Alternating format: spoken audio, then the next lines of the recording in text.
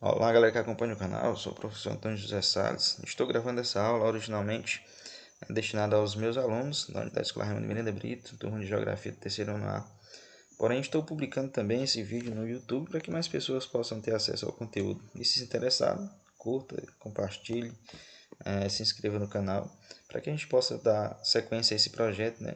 E vamos aproveitar esse momento e estar postando conteúdos educacionais no canal. Então, se você gostar, se inscreva. Vamos falar nesse capítulo sobre a população brasileira, quem somos. Bom, primeiramente, para que a gente possa entender a sociedade brasileira, o seu povo, a formação cultural do nosso povo, da nossa sociedade, é interessante que a gente observe que a população brasileira ela é formada pelo que nós chamamos de tripé da sociedade brasileira, o tripé social, que é o branco, o europeu, o negro africano e o indígena, o nativo, né?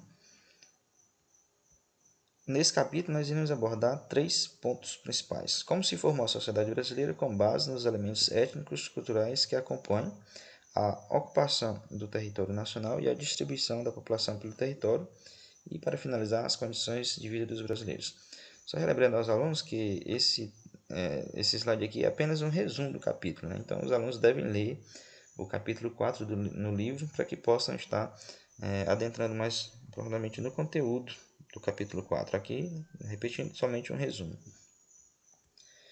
Bom, para que nós possamos entender a nossa sociedade brasileira, a sua formação, é necessário que a gente faça uma espécie de abordagem histórica, né? Colonizado durante séculos, o Brasil somente se tornou um país, de fato, em 1822, após a proclamação da independência, tornando, logicamente, um país independente de Portugal, o seu colonizador. Porém, desde o início da colonização, no século XVI, a sociedade brasileira tem se formado por meio da miscigenação dos povos. A população brasileira é formada com base em três grupos étnicos principais, que são os indígenas, os europeus e os africanos. Além disso, nós também citamos os grupos minoritários, os imigrantes, né? Que a gente vai ver mais à frente, detalhadamente. Desde o início da colonização, a sociedade brasileira tem passado por um intenso processo de miscigenação, essa mistura entre as diversas etnias, entre diversos povos e raças. Etnias indígenas, nativas, né? Etnias negras, de origem africana, e etnias brancas dos colonizadores europeus.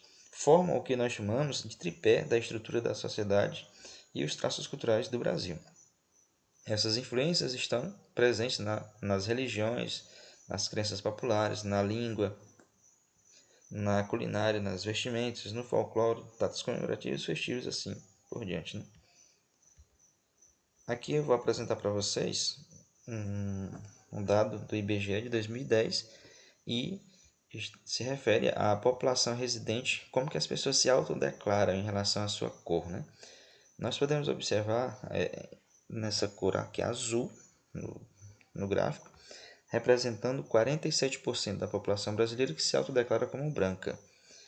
Aqui nós temos o percentual da população que se autodeclara como preta, em torno de 8% da população.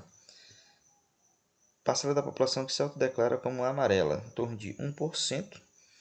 Aqui nós temos o percentual de população que se autodeclara como parda, 43%. Aqui nós temos uma pequena quantidade de população que se declara como indígena e também aquela população que sem declaração, gira em torno de 1%. Né?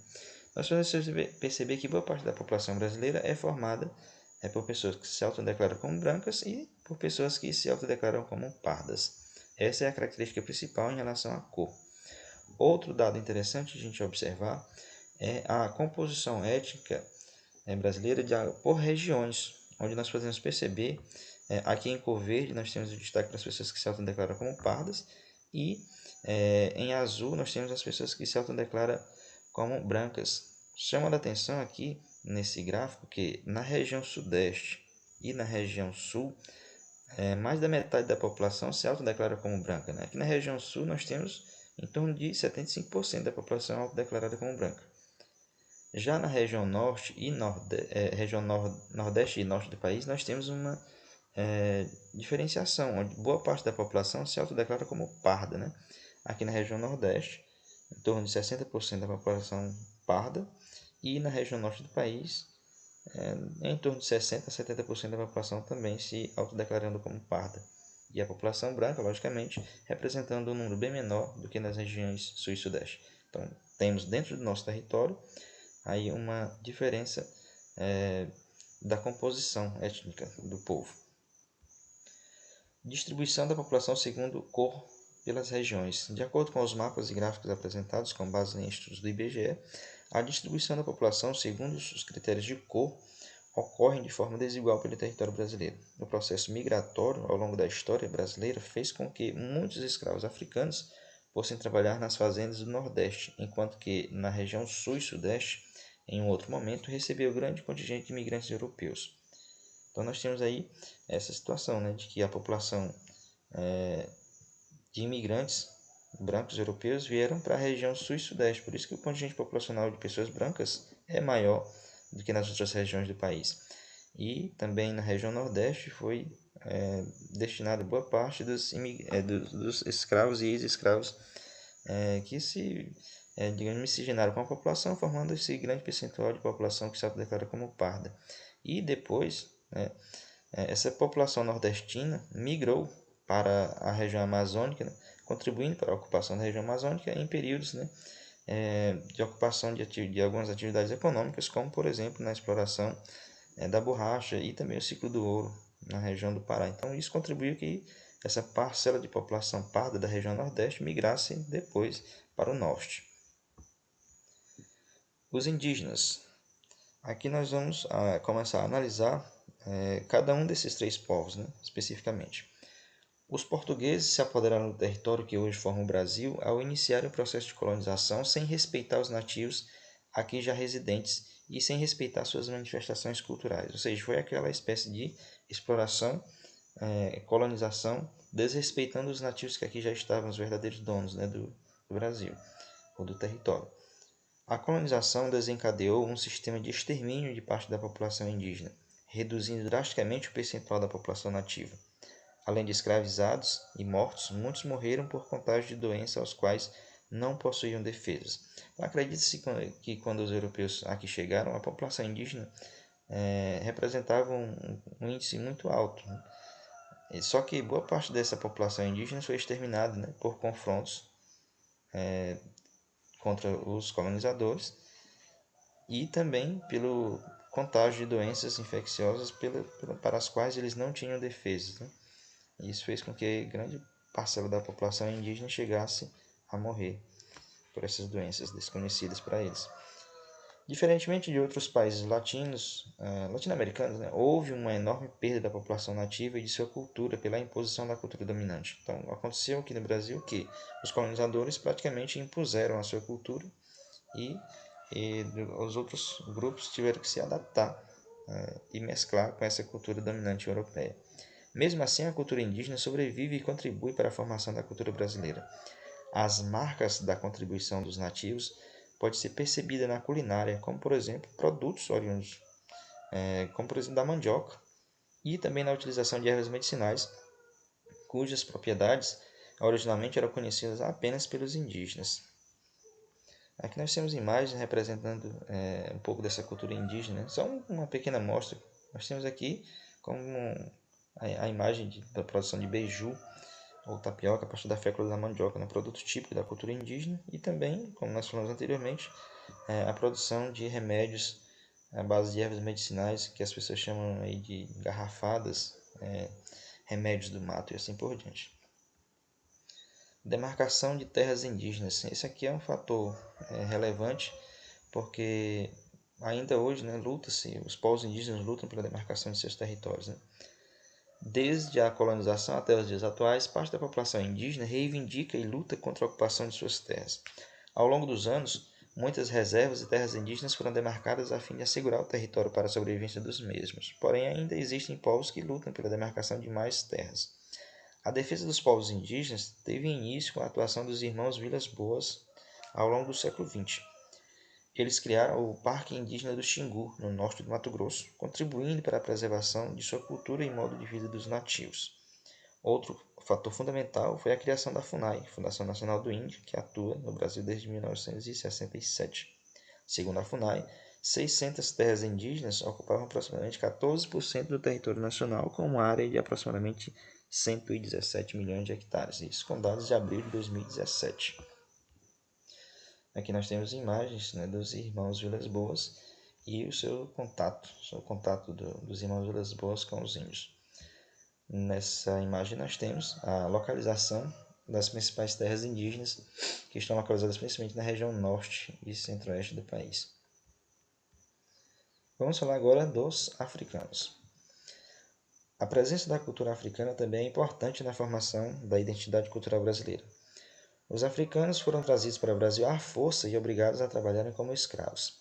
Essa migração forçada visava atender os interesses mercantilistas e colonialistas dos exploradores europeus. Os africanos foram trazidos, né, como escravos para o Brasil e aqui, né, foram colocados para trabalhar em regime forçado, em regime de escravidão, produzindo, e essa sua força de trabalho, explorada logicamente pelos colonizadores, né, contribuiu para o enriquecimento dos colonizadores e a marginalização social desses grupos de escravos.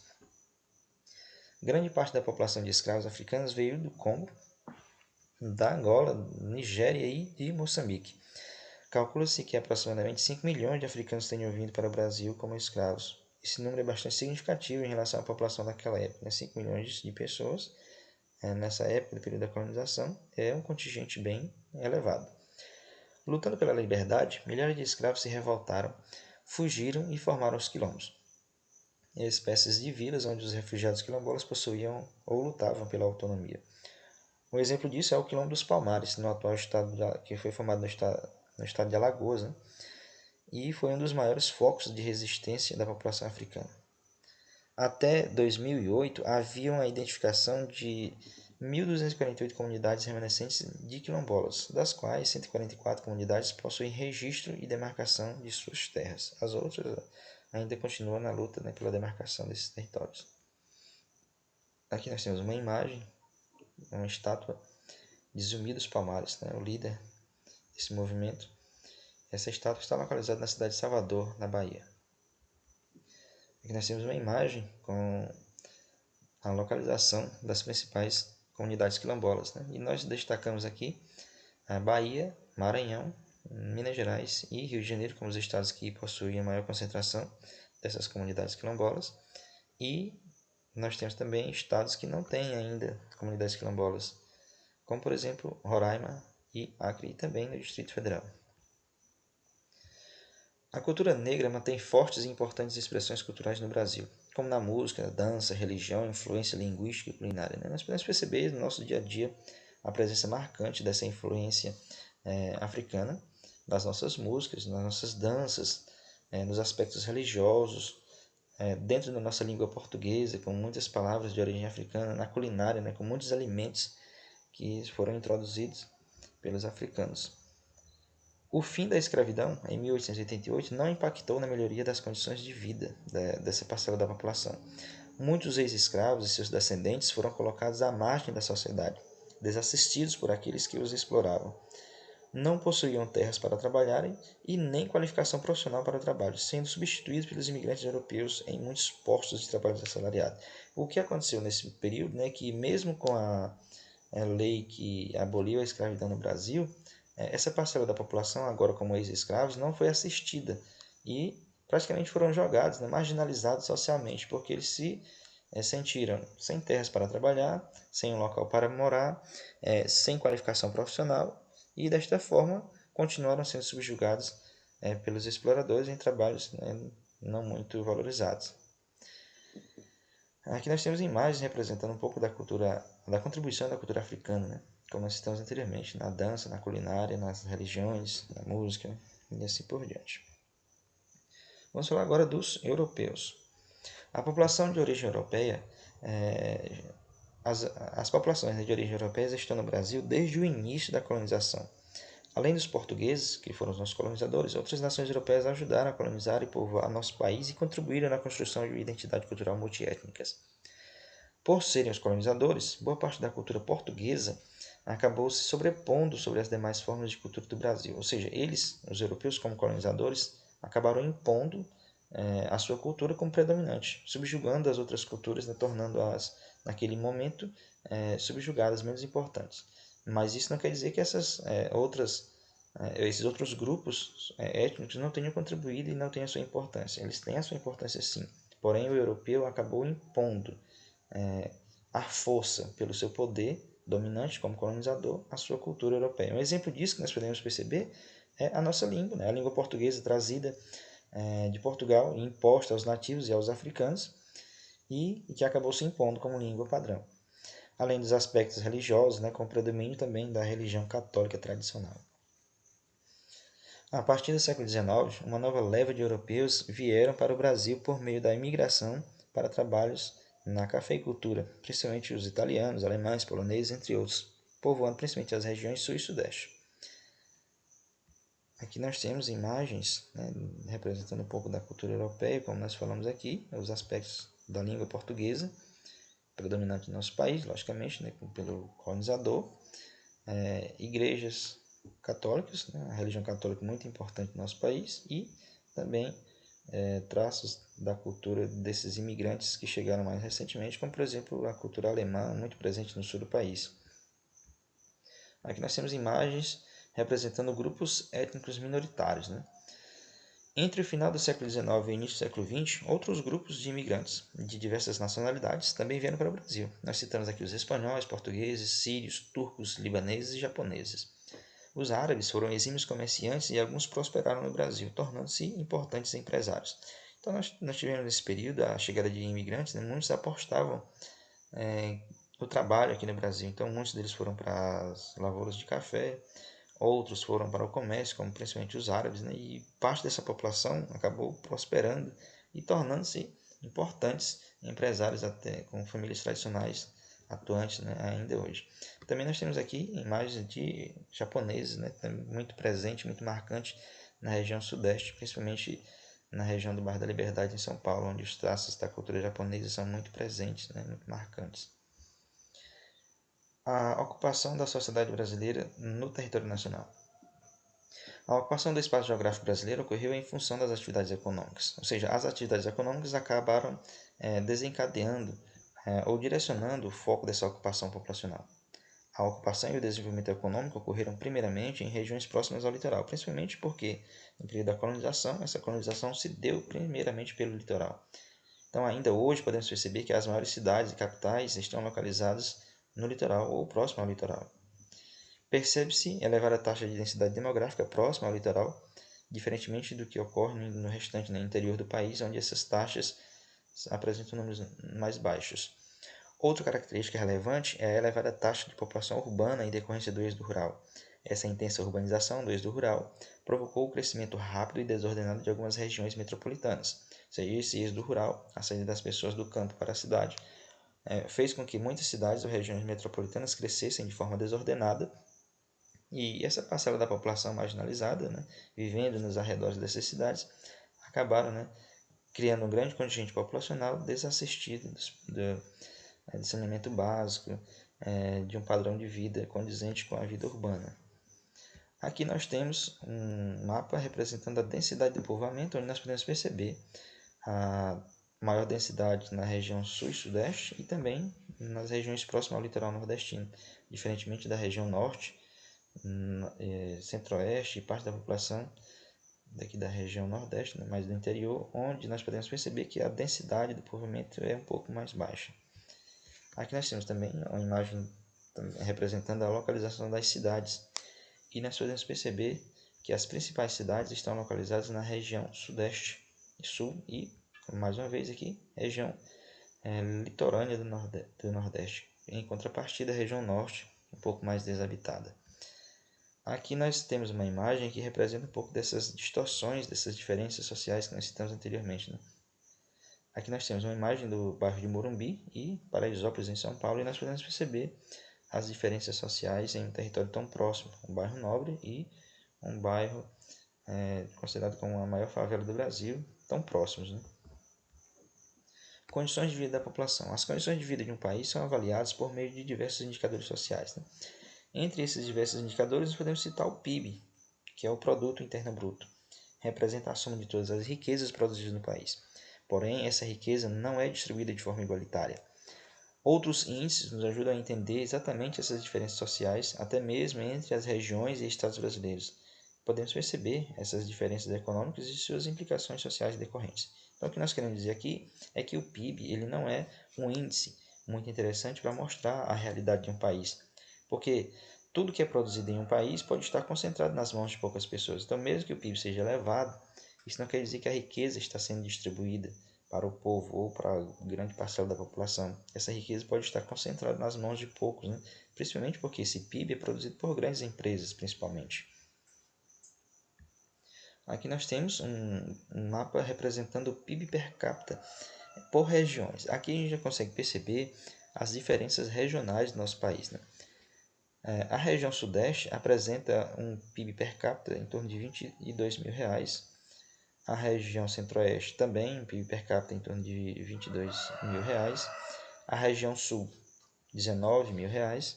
Em contrapartida, nós temos aqui a região nordeste e a região norte com PIB per capita um pouco abaixo da média, né?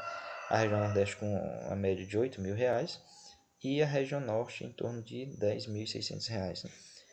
Isso nós podemos perceber que essas duas regiões estão abaixo da média nacional, que é de R$ 16.900. Isso com dados de 2009. O IDH é o Índice de Desenvolvimento Humano. É uma forma de medir a qualidade de vida da população, levando em consideração a educação, a economia e a saúde. Então é interessante a gente ressaltar esses aspectos. O IDH ele leva em consideração não somente os aspectos econômicos, mas também a educação, a economia, logicamente, e a saúde. No ranking da ONU de 2013, o Brasil aparecia na 85ª colocação entre 187 países avaliados. Não é uma colocação tão boa. Ainda estamos perdendo para outros países latino-americanos.